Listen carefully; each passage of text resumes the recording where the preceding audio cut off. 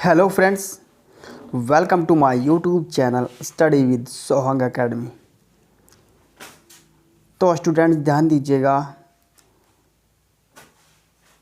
मैं आपके लिए सामान्य विज्ञान के मोस्ट इम्पोर्टेंट क्वेश्चन लेकर आया हूं और इससे पिछली वीडियो में भी हमने 100 क्वेश्चन कंप्लीट करा दिए हैं। जैसे पिछली वीडियो में हमने वन लाइनर प्रश्न दिए थे, आज की वीडियो में भी वन लाइनर प्रश्न होंगे और आज भी हम नॉन स्टॉप 100 क्वेश्चन जीएस के देंगे। ठीक है, ये भाग संख्या 2 है।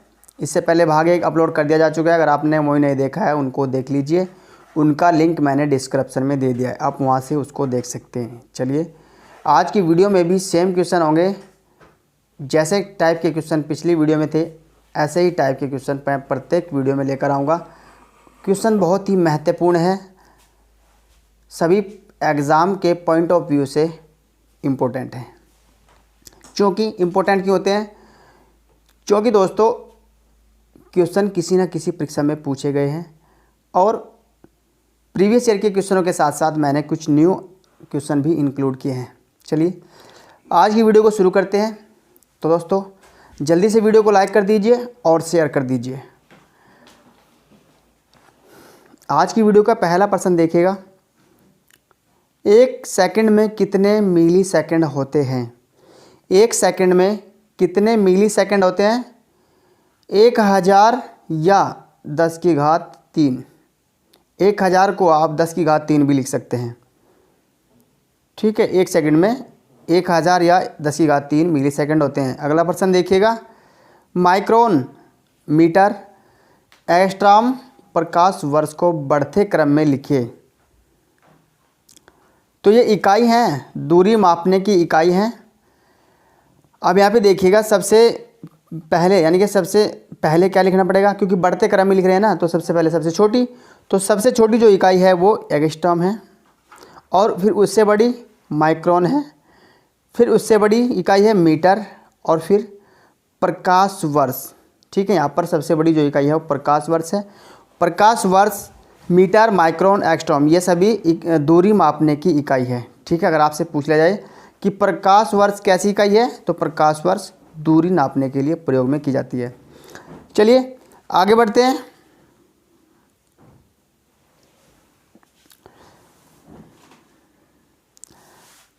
अगला प्रश्न देखिएगा, अब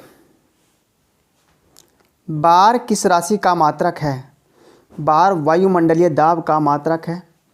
अगला प्रश्न है, एक बार का दाब 1 वर्गामीटर क्षेत्रफल पर कितना बल लगाएगा? एक बार का दाब 1 वर्ग मीटर क्षेत्रफल पर 10 की घात 5 न्यूटन का बल लगाएगा। चलिए आगे बढ़िए। अगला प्रश्न है, सूर्य से पृथ्वी तक प्रकाश पहुंचने में कितना समय लगता है? सूर्य से पृथ्वी तक प्रकाश पहुंचता है कितने समय में? 8 मिनट 16 सेकंड।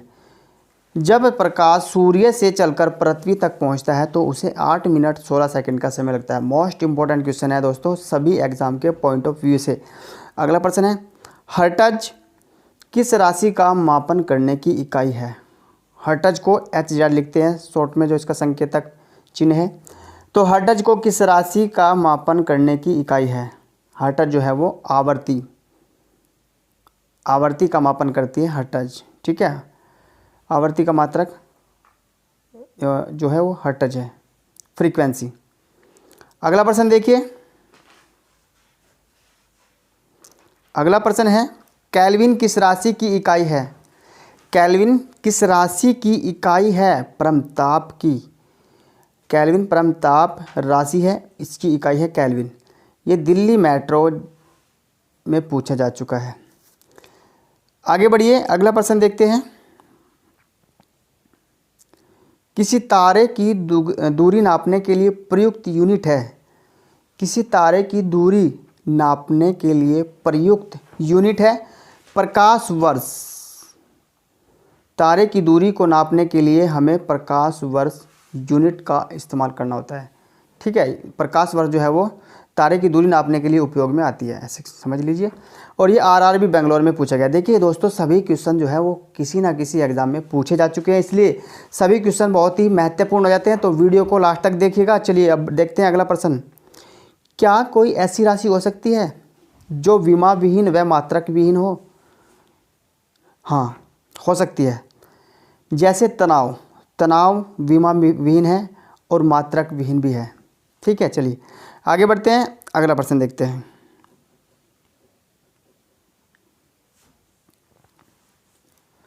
अगला प्रश्न इस प्रकार है। सामर्थ्य यानी कि पावर में समय की विमा कितनी होती है? सामर्थ्य में समय की विमा कितनी होती है?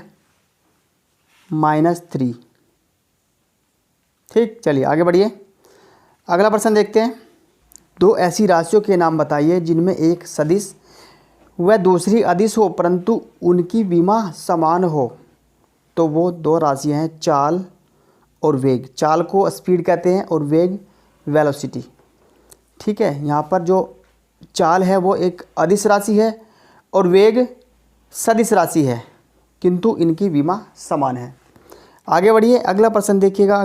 क्या सभी नियतांक विमा विहीन होते हैं? क्या सभी नियतांक विमा विहीन होते हैं? नियतांक को कंस्टेंट भी बोलते हैं। ठीक, नहीं, सभी नियतांक विमा विहीन नहीं होते हैं, जैसे फ्लांक नियतांक। चलिए आगे बढ़िए, अगला प्रश्न देखिएगा।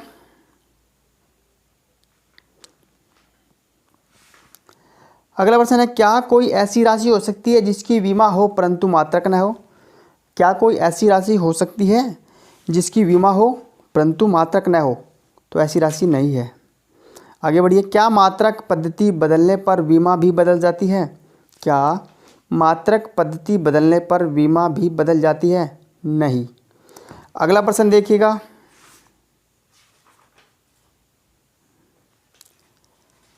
बहत्तर किलोग्राम प्रति घंटे का मीटर प्रति सेकंड में क्या मान होगा?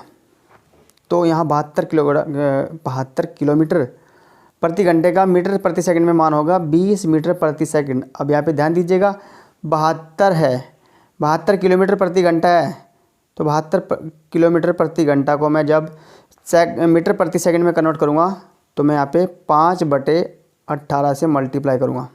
ठीक, अब हमें काटिए, 18 का 18, 18 चौक 72, तो 5 की और 4 की मल्टीप्लाई होगी, 5 चौक 20, तो इस तरह यहाँ पे 20 मीटर प्रति सेकंड हो जाएगा। ठीक है, 72 किलोमीटर प्रति घंटे को ये चाल दी गई है। ठीक है, इस चाल को मैं मीटर प्रति सेकंड में कन्वर्ट करूँगा तो ये 20 मीटर प्रति सेकंड हो जाएगी। ठीक, चलिए आगे बढ़ते हैं।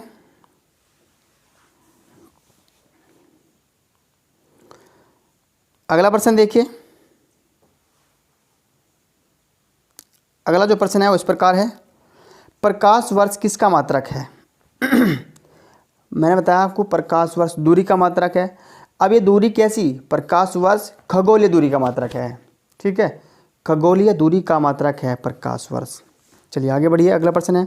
समुद्र की गहराई प्राय किसमें मापी जाती है? समुद्र की गहराई प्राय फैदोमीटर। समुद्र की गहराई मापने के लिए फैदोमीटर यंत्र का प्रयोग किया जाता है। चलिए आगे बढ़ते हैं और देखिए क्वेश्चन एग्जाम में पूछे जा चुके हैं, आरआरबी गुवाहाटी, एसएससी स्टेनो। चलिए अब बढ़ते हैं आगे, अगला प्रश्न देखते हैं। नॉटिकल मील यूनिट का प्रयोग कहाँ करते हैं? नॉटिकल मील यूनिट का प्रयोग समुद्री दूरी को मापन के लिए। समुद्री दूरी को अगर नापना है तो नॉटिकल मील यूनिट का प्रयोग होगा। समुद्र की अगर गहराई नापनी है तो फैदोमीटर का प्रयोग होगा। क्लियर है? चलिए आगे बढ़िए, अगला प्रश्न देखते हैं। अगला प्रश्न है। डॉप्सन किसका मात्रक है? डॉप्सन ओजोन परत की मोटाई का मात्रक है। ओजोन परत है जो, उसकी मोटाई का मात्रक है डॉप्सन। ओजोन परत हमें पराबैंगनी किरणों से हमारी रक्षा करती है। जो सूर्य से पराबैंगनी किरणें आती हैं उनको परावर्तित कर देती है वापसी। ठीक है, चलिए आगे बढ़ते हैं, अगला प्रश्न देखिए। द्रवों लिक्विड्स का आयतन मुख्यतः किस में मापा जाता है? लीटर में। अगला प्रश्न देखिए। बहते जल की गति को प्रकट करने के लिए किस मात्रक का प्रयोग करते हैं? बहते जल की गति को प्रकट करने के लिए क्यूसेक मात्रक है, इसका प्रयोग करते हैं। ठीक, क्यूसेक का। अगला प्रश्न देखिए, अगला प्रश्न है कंप्यूटर में डाटा संग्रहण क्षमता का मात्रक क्या है। कंप्यूटर में डाटा स्टोरेज कैपेसिटी है बाइट। ठीक, बाइट और किलोबाइट यानी कि केबी, मेगाबाइट, एमबी, टेराबाइट, टीबी। ठीक है, 10 सेंटीमीटर लंबे, 10 सेंटीमीटर चौड़े तथा 10 सेंटीमीटर गहरे घनाकार बर्तन में कितना द्रव आता है। 1 लीटर यानी कि 1000 घन सेंटीमीटर।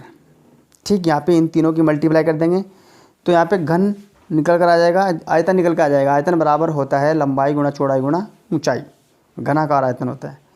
तो यहाँ पे 1 लीटर यानी कि 1000 घन सेंटीमीटर हो जाएगा। चलिए आगे बढ़िए। किस ताप पर सेल्सियस व फ़ारेनहाइट का मान बराबर होता है। किस ताप पर सेल्सियस व फ़ारेनहाइट का मान बराबर होता है। -40 डिग्री सेल्सियस और -40 डिग्री फ़ारेनहाइट पर जो है ताप बराबर होगा। चलिए आगे बढ़िए, अगला प्रश्न देखते हैं। अगला प्रश्न है मानव शरीर का सामान्य तापमान कितना होता है। मानव शरीर के तापमान की अगर बात करें, एग्जैक्ट जो तापमान होता है वो 98.4 डिग्री फ़ारेनहाइट होता है। और अगर सेल्सियस में हम बात करें तो 36.9 डिग्री सेल्सियस होता है। कहीं कहीं आपको 37 डिग्री सेल्सियस भी दे दिया जाएगा। ठीक, तो वहाँ पर 36.9 डिग्री सेल्सियस नहीं होगा, तो आपको वहाँ पे 37 डिग्री सेल्सियस से करना है। और अगर कैल्विन में बात करें तो 310 कैल्विन होता है।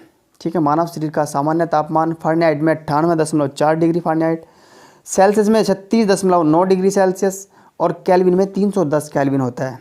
चलिए आगे बढ़िए। डिग्री सेंटीग्रेड का नाम क्या है। डिग्री सेल्सियस है। अगला प्रश्न देखिएगा। परम ताप किसे कहा जाता है।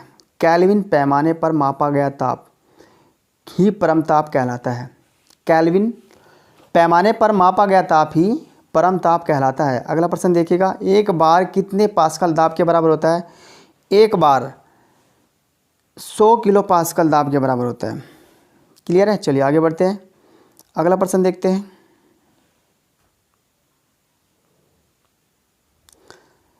अगला जो प्रश्न है वो इस प्रकार है, ध्यान से देखिएगा। थर्म किसका मात्रक है। थर्म ऊष्मा का मात्रक है। अगला प्रश्न है ध्वनि की प्रबलता का मात्रक क्या होता है। ध्वनि की प्रबलता का मात्रक डेसिबल होता है। पास्कल किस राशि का मात्रक है। पास्कल दाब का मात्रक है। सोने की शुद्धता का मात्रक क्या है। सोने की शुद्धता का मात्रक कैरेट है। अगला प्रश्न है एक मैम कितने मीटर प्रति सेकंड के बराबर होता है। 340.3 मीटर प्रति सेकंड के। आगे बढ़िए, अगला प्रश्न देखिएगा। विद्युत प्रतिरोध की इकाई क्या है। विद्युत प्रतिरोध की इकाई ओम है। किस मात्रक से कार्य व ऊर्जा दोनों को व्यक्त किया जा सकता है। जूल से। कार्य व ऊर्जा दोनों का मात्रक जो है वो जूल है। अगला प्रश्न देखिएगा। 1 किलोग्राम भार को पृथ्वी से 1/10 मीटर की ऊंचाई तक उठाने के लिए कितनी ऊर्जा आवश्यक होती है। 1 किलोग्राम भार है और उसको पृथ्वी से 1/10 मीटर की ऊंचाई तक उठाने के लिए 1 जूल ऊर्जा की आवश्यकता होती है। आगे बढ़िए। शक्ति यानी कि सामर्थ्य का मात्रक क्या होता है। जूल प्रति सेकंड। शक्ति का मात्रक जूल प्रति सेकंड होता है या वाट, वाट भी होता है। आगे बढ़िए, अगला प्रश्न देखते हैं।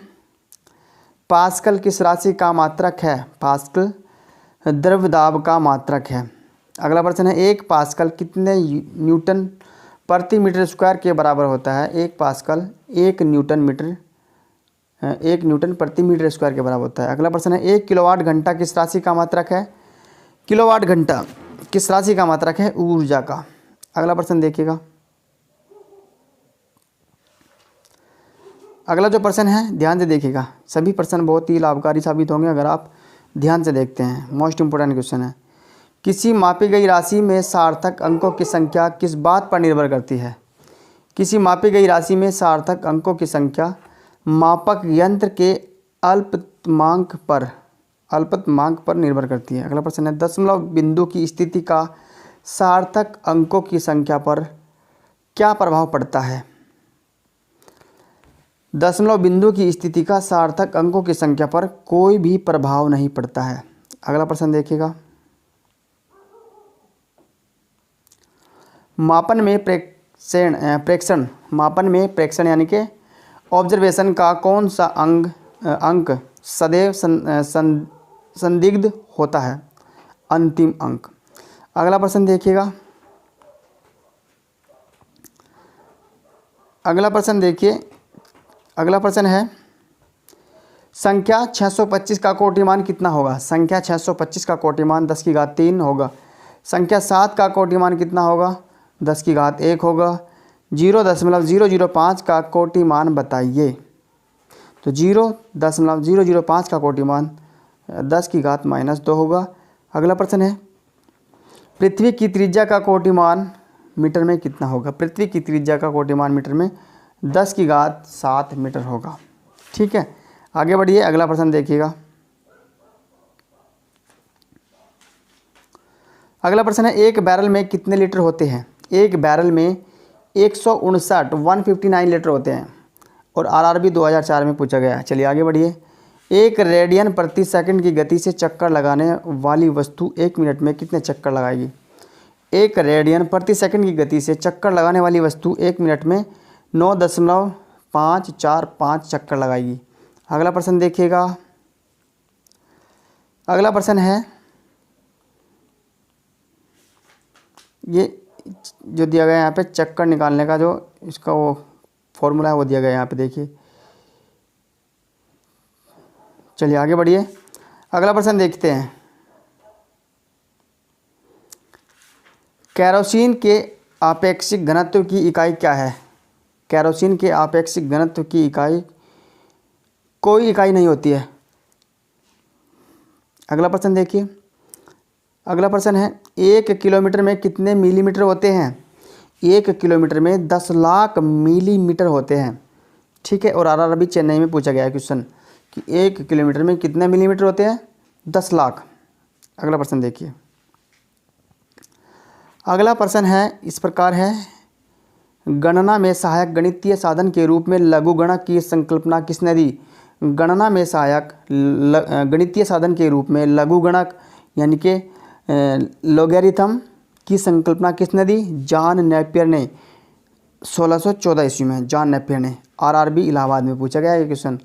आगे बढ़िए। नैनो तकनीकी किससे संबंधित है? नैनो तकनीकी का संबंध है लघुकरण व परमाणु भौतिकी से।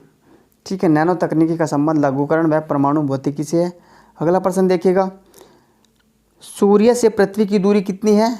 लगभग 14.95 करोड़ किलोमीटर। सूर्य से पृथ्वी की दूरी लगभग है 14.95 करोड़ मीटर। कहीं कहीं आपको 15 करोड़ किलोमीटर भी दे दिया जाएगा, तो वहाँ पे 14.95 नहीं होगा। ठीक है, लेकिन अगर 14.95 है तो आपको 14.95 ही सही करना है। आगे बढ़िए, अगला प्रश्न देखते हैं, 10 की घात 9 व 10 की घात -9 के लिए क्या प्रत्यय प्रयुक्त होता है? तो जो 10 की घात 9 मान होता है वो गीगा का मान होता है और 10 की घात -9 वो नैनो का मान होता है। ठीक है, 10 की घात 9 अगर प्लस में है तो गीगा है और 10 की घात -9 है तो नैनो है। अगला प्रश्न देखिए, एंगस्ट्रॉम किस राशि का मात्रक है? एंगस्ट्रॉम लंबाई का मात्रक है, मैंने स्टार्टिंग में बताया था आपको। अगला प्रश्न देखिए, एंगस्ट्रॉम किसके मापन में प्रयुक्त होता है? तरंगदैर्ध्य के। एंगस्ट्रॉम तरंगदैर्ध्य के मापन में प्रयुक्त होता है। 1 माइक्रोन कितने मिलीमीटर के बराबर होता है? 1 माइक्रोन बराबर होता है 0.001 मिलीमीटर। आगे बढ़िए, अगला प्रश्न देखिए, अगला प्रश्न इस प्रकार है, ध्यान से देखिएगा। एक वृत्त के केंद्र पर कुल कितने रेडियन का कोण बनता है? एक वृत्त के केंद्र पर कुल कितने रेडियन का कोण बनता है? 360 डिग्री। ठीक है, अगला प्रश्न देखिए, समुद्री जहाज की गति मापने के लिए किस मात्रक का प्रयोग किया जाता है? समुद्री जहाज की गति मापने के लिए नॉट का प्रयोग किया जाता है। अगला प्रश्न देखते हैं, सूर्य से पृथ्वी की दूरी कितनी है? सूर्य से पृथ्वी की दूरी कितनी है, ये यहाँ पे घात में दे दी गई है। ठीक है, वैसे हमने पीछे कंप्लीट कर लिया है, ये क्वेश्चन कंप्लीट हो चुका है। चलिए आगे बढ़िए। अगला प्रश्न देखिएगा, किसी परमाणु के नाभिक के मध्य से अनुप्रस्थ काट का क्षेत्रफल कितना होगा। किसी परमाणु के नाभिक के मध्य से अनुप्रस्थ काट का जो क्षेत्रफल होगा वो 10⁻⁻28 वर्ग मीटर यानी कि 1 बैरन के बराबर होगा। अगला प्रश्न देखिएगा, जल का तिर्यक बिंदु ताप किस ताप पर होता है। जल का तिर्यक बिंदु ताप किस ताप पर होता है, 0 डिग्री सेल्सियस पर या 273.16 केल्विन के बराबर। अगला प्रश्न देखिए, आवागाद्रो संख्या का मात्रक क्या है प्रति मोल। अगला प्रश्न देखिएगा, अगला प्रश्न है π/2 सेल्सियस का मान डिग्री में कितना होता है, 90 डिग्री। अगला प्रश्न है, 1 मोल पदार्थ में कितने परमाणु होंगे, 6.023 इंटू 10⁻23। अगला प्रश्न देखिए, ज्योति तीव्रता का मात्रक क्या है, कैंडेला। ज्योति तीव्रता का मात्रक कैंडेला है। अगला प्रश्न देखिए, ल्यूमेन किसका मात्रक है, ल्यूमेन ज्योति फ्लक्स का मात्रक है। ठीक है, और देखिए दोनों ही क्वेश्चन आरआरबी में पूछे गए हैं, इसलिए क्वेश्चन बहुत ही महत्वपूर्ण है। अगला प्रश्न देखिएगा, चलिए आगे बढ़िए। अगला प्रश्न देखते हैं। अगला प्रश्न इस प्रकार है, माइक्रोन किस भौतिक राशि का मात्रक है। माइक्रोन स्टार्टिंग में बताया मैंने आपको लंबाई का। 1 मीटर में कितने एंगस्ट्रॉम होंगे, 10⁻10 एंगस्ट्रॉम। 1 मीटर में 10⁻10 एंगस्ट्रॉम होंगे। 1 माइक्रोन 1 मीटर का कौन सा भाग है, 1 माइक्रोन 1 मीटर का 10 लाखवां भाग है। अगला प्रश्न है, 1 माइक्रोन में कितने एंगस्ट्रॉम होते हैं। 1 माइक्रोन में 10⁻4 यानी कि 10,000 एंगस्ट्रॉम होते हैं। अगला प्रश्न देखिएगा, 1 नैनो सेकंड कितने सेकंड के बराबर होती है, 10⁻9। 1 नैनो सेकंड 10⁻9 सेकंड के बराबर होती है। अगला प्रश्न है, 10⁻15 मीटर का एंगस्ट्रॉम में मान क्या होगा। 10⁻15 मीटर का एंगस्ट्रॉम में मान होगा 10⁻5 एंगस्ट्रॉम। अगला प्रश्न है, पीले रंग की तरंग दैर्ध्य 5800 एंगस्ट्रॉम है, तो मीटर में इसका मान क्या होगा। मीटर में इसका मान होगा 5.8 गुणा 10⁻7 मीटर।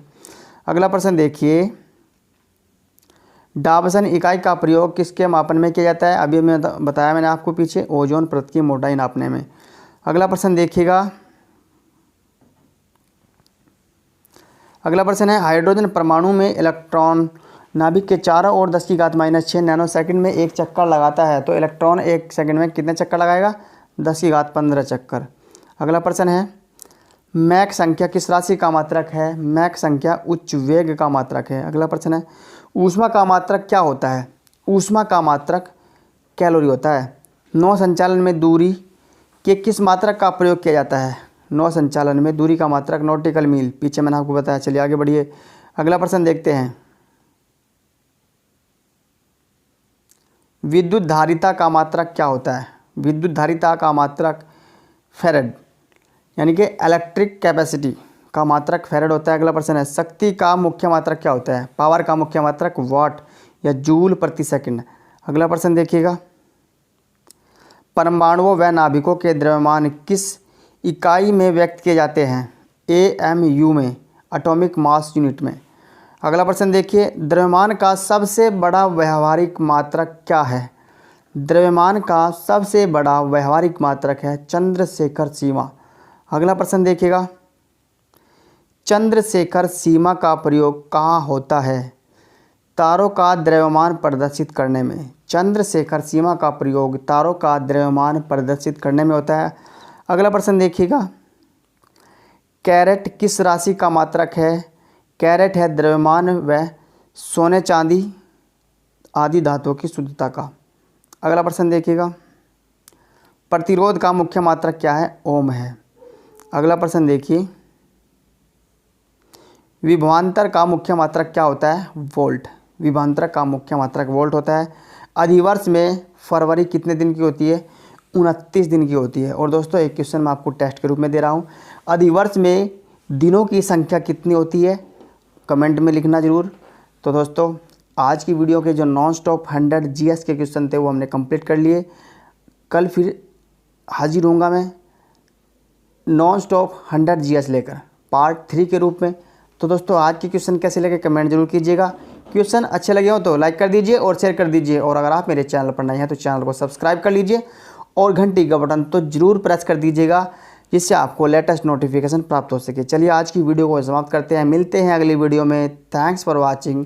जय हिंद दोस्तों।